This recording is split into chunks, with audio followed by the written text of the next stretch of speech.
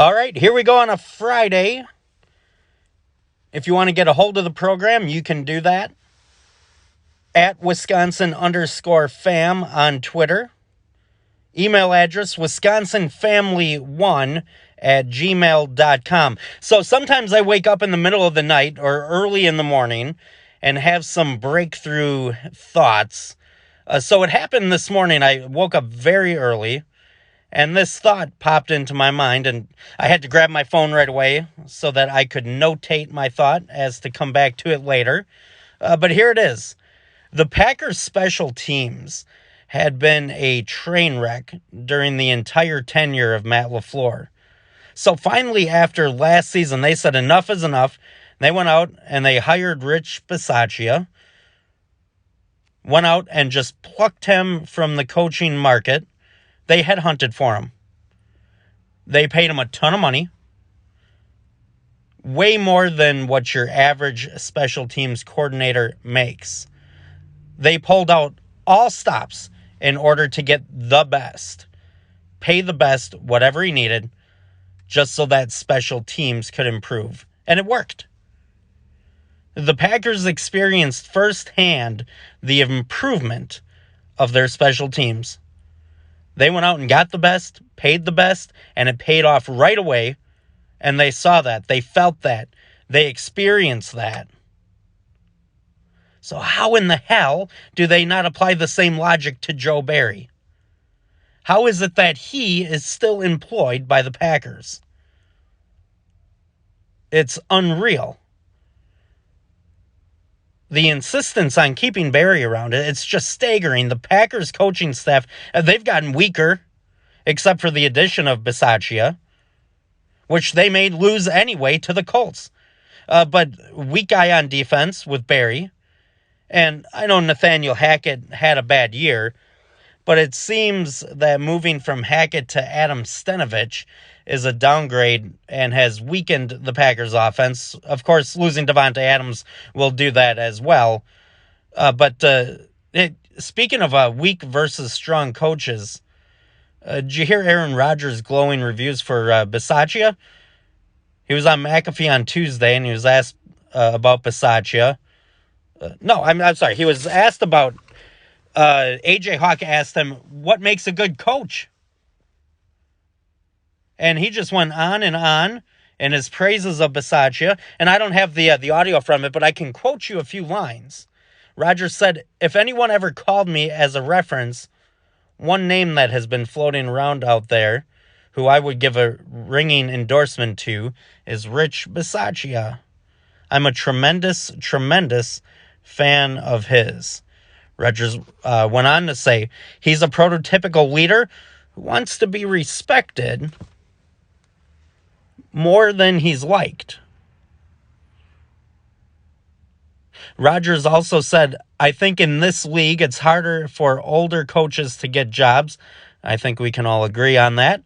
That's not a mind-blowing statement. There's not a lot of 60-year-old guys getting head coaching jobs. There's fewer and fewer because most teams want to go with the young, upcoming guy. Who was it that went with the young, upcoming guy? That's right, that was the Green Bay Packers. Now, the previous comment that I read was, I believe, the most interesting. He said that Bisaccia is someone who wants to be respected more than he's liked. See, now I see Matt LaFleur as the opposite. I see him as the guy who wants to be liked more than anything else. I don't think to be honest with you, I don't think he cares much if he is respected. In fact, I think he might think that being respected would be too pushy, too mean, too straightforward. And, it's interesting. This isn't the first time that Rodgers has went out of his way to praise an assistant coach. He did the same thing a few years back. I think it was in Mike Pettine's first year. He talked about what a great leader he was, Pettin that is, how he commanded a room, how he had never heard a coach speak or give a speech like him. Of course, that's when Mike McCarthy was there, but it's hard not to think that, when Rodgers does this, when he throws praises around like this, it's hard to not believe that maybe he's comparing and contrasting the head coach at the time, and in this case, Matt LaFleur. So as long as we're on Rodgers here, from Pebble Beach yesterday, I think it was at Pebble Beach. I don't know which course he was playing. But from Pebble Beach yesterday, Rodgers made a statement when he was teeing off that he was not going to San Francisco. Of course, everyone waiting with bated breath started hyperventilating when he made this stunning announcement. Of course, he's not going to the 49ers. I mean, if it took Aaron Rodgers standing in a tee box to convince you that he wasn't going to be traded to San Francisco, you're probably not paying close enough attention or thinking hard enough. I mean, of course, he's not going to go to the 49ers. I mean, if he does decide to come back and the Packers do happen to decide to trade him, they aren't trading him to their biggest competitor, biggest nemesis in the NFC, who already knocks them out of the playoffs with regularity. Yeah, but not going to San Francisco was never in doubt. It's almost funny how, be it people in the media or fans, there's a lot of toying that's able to be done by Rodgers, by former teammates, by potential first-time teammates. I mean, all somebody's got to do is jump on Twitter, and it's just it sets media and fans off. You take it very, very, very seriously. When Rodgers is talking from a tee box and says, nope, not going to San Francisco, everyone's, oh, okay, well, we can check that off the list. They're messing with you. I mean, Devontae Adams can go on Twitter and tweet that Aaron Rodgers is going to be moving into his neighborhood. Or Aaron Rodgers says from a tee box, and people start flipping their lids and trying to figure out what it all means. They're messing with you. They are messing with you. And it's too easy. I mean, no, it does make for more topics to talk about. But I mean, really, the whole thing, again, yesterday is a bunch of nothing. It's kind of pathetic how everyone stops. Rodgers is teeing off at a pro-am at Pebble Beach, and people are sitting there with a notepad and a pencil ready to go for any little statement that he might give, any little nugget that might slip out. But it gives us something more to talk about. Something that I guess is more serious along the Rodgers topic. Evidently, the Jets are being very forthright in saying that they will go all in and do anything necessary to get Rodgers and have at it. I appreciate them giving up the information openly, that they are that desperate, willing to do whatever it takes. If the Packers are smart, Rodgers returns, of course, if he returns. And if the Packers are smart and want to trade him, they will take full advantage. Nothing like tipping your hand. So Mike McCarthy versus Sean Payton. This is a debate that has gained some traction. It, I believe, was originally posted by Jason Wilde, reposted, and the question asked by others, why do people think that Payton is one of the best coaches in the NFL, while Fat Mike is always on the hot seat? TJ Lang actually asked the question on Twitter, and I was going to answer it on there, but I thought it would be more entertaining, more beneficial to do it here on the program. So let me start with this, and these statistics were posted by Rob Domofsky. Sean Payton. Now, this is a comparison between the two. Sean Payton, record of 152-89. Fat Mike, 155-97. Payton has coached 15 seasons. McCarthy, 16. Both have had 4 losing seasons. McCarthy has 11 playoff appearances, 9 for Payton. Payton's playoff record and McCarthy's almost the same. Payton's 9-8, McCarthy is 11-10. Both have won Super Bowl, and so on and so forth. You get the idea. A lot of very similar, if not identical, records in a lot of respects. So the question is, why does Payton get praise and McCarthy get the hot seat? I've got your answer. I'll tell you what that is coming up next on the program. We'll take a quick break. I'll be right back.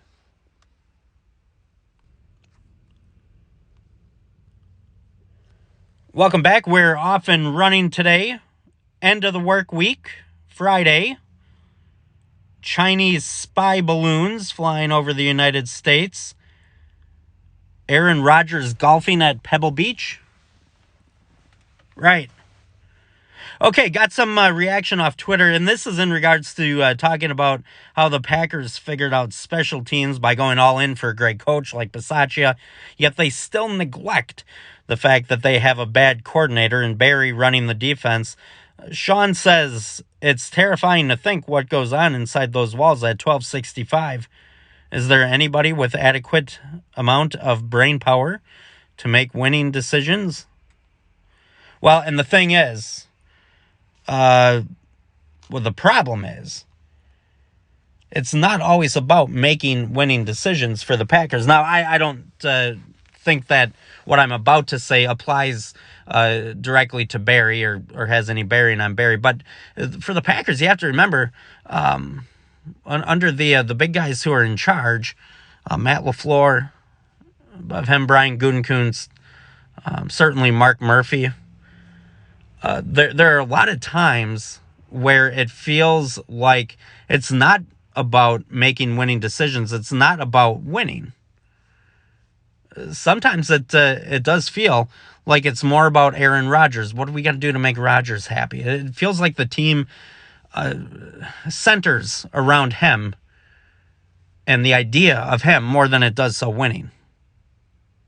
Russ says, didn't the special team suck until Rodgers, Amari Rodgers, that is, was released? I don't understand the praise. Well, I'm not just talking about the kick return game. That got better after Amari was released, but the whole special teams operation as a whole was better. Punting game was better. Punt coverage was better. Kickoff coverage was better. The whole kicking operation with Mason Crosby and everyone else was smoother. Everything was better. And then obviously, once Amari Rodgers was gone and he had Keyshawn Nixon returning kicks, it took off. Okay, so we're talking before the break about Sean Payton versus Mike McCarthy. McCarthy finds himself on the hot seat with regularity, while Payton is a hot commodity. The question is why? What's the difference? Almost identical records. Almost identical success in the Super Bowl. Well, it is identical success. They both have one. And about the same amount of years coached. Both have one Super Bowl. Same amount of losing seasons as well.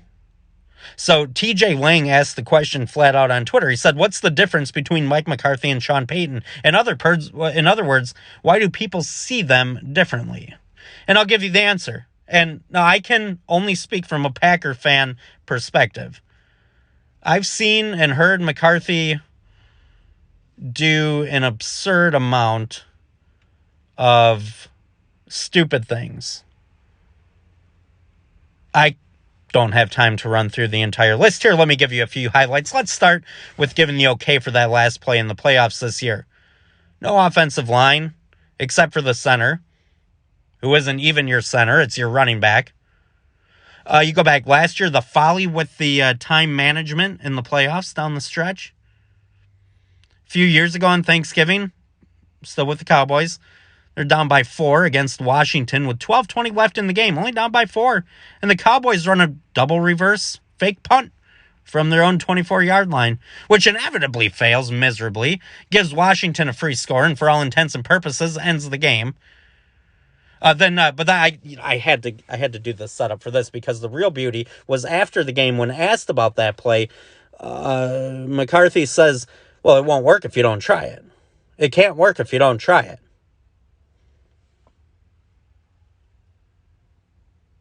Back with the Packers, his teams were always high on the list of the top penalized teams. Same even now, it's still a problem with Dallas. But it was more of an issue for the Packers early on in his career. But that's when he always came up with the phrase, "Got to clean that up." And we heard that consistently for years. Always about the same things. Nothing ever got fixed. Nothing ever got cleaned up. You know, with Mike, there was one thing. He was consistent. It was the same issues, same problems year after year after year, and they never seemed to get fixed. But just a couple other notes here. Mike McCarthy just doing just odd, stupid, inexplicable things. The Packers. He comes out of the Seattle NFC Championship game debacle after the Packers blow the lead to go to the Super Bowl, and he says it was a great game. And no, I don't have any regrets. He wouldn't use Eddie Lacy. He practically destroyed his career. He was on the path to destroying Aaron Jones' career by hardly using him at all. He said concerning Aaron Jones at one point, there's a lot more to being a running back than running the football. Well, Jones clearly had the ability to do much more than just run the ball. He's showing that to us on a weekly basis. That's just a few things, and you can add his play calling. We've all seen and been conditioned to see Fat Mike do an amazing amount of stupid things. By the way, he's taking over play calling in Dallas. Now that is a whole different level for Cowboy fans to enjoy that they have never experienced before. So best of luck. But we've seen McCarthy do a lot of the things. So we haven't seen Payton do that. Now, to be fair, I've watched every game that McCarthy has coached in Green Bay, and I've probably seen 80% of his games in Dallas. I haven't seen Sean Payton that much. But I'm giving you my opinion on why McCarthy gets disrespected compared to Payton. Payton doesn't come across as a buffoon. So that's pretty short, sweet, and to the point. But remember, even Aaron Rodgers reportedly said that Mike McCarthy was a buffoon and he had the lowest football IQ of any coach he'd ever had. I 100% believe that Rodgers said that. McCarthy doesn't pass the eyeball test of what he does on the field. Not the eyeball test of his looks. I mean, I've heard people say that because he's fat. I call him Fat Mike, but because he's fat, he doesn't get respect. And people around the NFL don't respect fat coaches. I mean, that is a thing, but I don't think that's the case with McCarthy. And I don't buy that has to be the case every time. I mean, Andy Reid is no thin, scrawny, scraggly, bony, gaunt little bucket of skin and bones. But he's regarded as maybe the best coach in the NFL right now. And McCarthy does a lot of dumb things. Always has. I figure he always will. He says a lot of stupid things. Sean Payton seems smart. Mike McCarthy seems dumb. Because of things that we see on the field. That's the difference. What we see on the field seems to be the difference. Plus, I do think that there is this, as far as why is McCarthy disrespected compared to Payton? Well, I think there is an idea out there, and I don't know how much truth is to both ends of this, but I think there's an idea out there that, again, this goes back to the intelligence level. People perceive Sean Payton as being very smart. I don't know. I haven't watched all his games. Never met the guy. I don't know. Seen a lot of Mike McCarthy. I don't think he's very smart, but there's a perception that McCarthy's dumb, Payton's smart, and so there, along with that, a lot of people think Aaron Rodgers made Mike McCarthy's career, and a lot of people think in the opposite way that Payton made Drew Brees' career. All right, we're going to go take a quick break. When we come back, going to go through some quick hitter news and notes here on a Friday. Here we are. I just saw on TV places in New Hampshire You get down to a wind chill of minus 80 tonight. Not good. I mean, it's cold here in Wisconsin right now. Negative temps. About 5 degrees. Wind chill below that. But the place that they were showing had an actual temperature of minus 30. And that was not the wind chill. And it's supposed to get even colder. So stay warm. All right, quick hitting news, notes, and stories. Milwaukee Bucks come back from down 21 points against Clippers. Bucks got the win 106-105. Too bad no one actually saw the game. Damn thing started at 9 p.m. in Milwaukee. Not West Coast, in Milwaukee. Giannis had another 50-point game, 54 points for him. Bucks won 6 in a row. Oh, by the way, Giannis tied Kareem's record for most 50-point games in a season. We've still got a ways to go here. So, good win for the Bucks. Another good night for Giannis, obviously, as well. Badgers got a win last night at Ohio State. They needed that one, 65-60 win. At Ohio State, still a solid win, despite the fact that Ohio State isn't very good. Ben Sheets joining the Brewers' Walk of Fame. A glorious piece to Brewers history. Now, who needs a World Series when you can forever enshrine your memory of Ben Sheets on the Walk of Fame? Early 2000s, it brings back a lot of memories of losing. And don't misunderstand, I'm not making fun of Sheets. He was very good, great pitcher, especially when he was healthy. I'm just saying from the Brewers' perspective, I really don't care about anything that they got going on, what they're doing. They need to win a World Series, and then we can talk about all the other stuff that really has nothing to do with baseball, which they specialize in doing. All right, that's going to do it for today. Have a great weekend. We'll see you soon.